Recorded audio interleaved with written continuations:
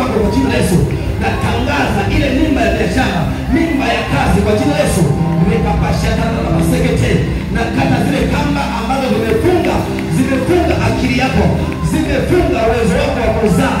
Rakapashete kizaliwe kitu ndani ya maisha yako ambacho kitaleta ustawi. Haleluya.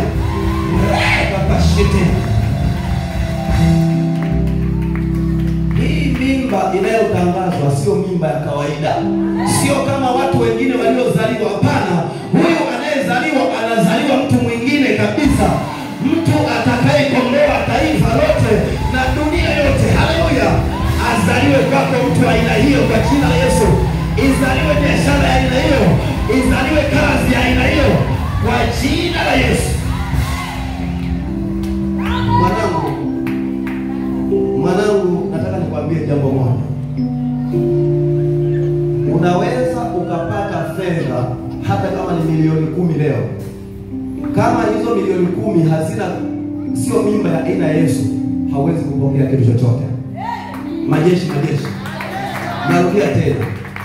Kinachosababisha wewe ufanikiwe, kinachosababisha wewe usonge mbele ni ule unabii uliozungumzwa na wewe.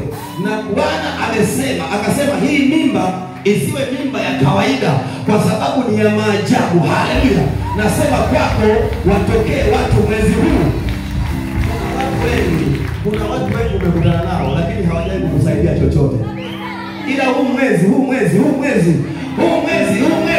watokee watu tofauti kabisa na wale huu mwezi uwe tofauti kwako kwa jina la Yesu. Haleluya. Utaikumbuka hii ibada, utasema kwamba nilienda siku moja Baba akazungumza na mimi kwa habari ya ule mwezi.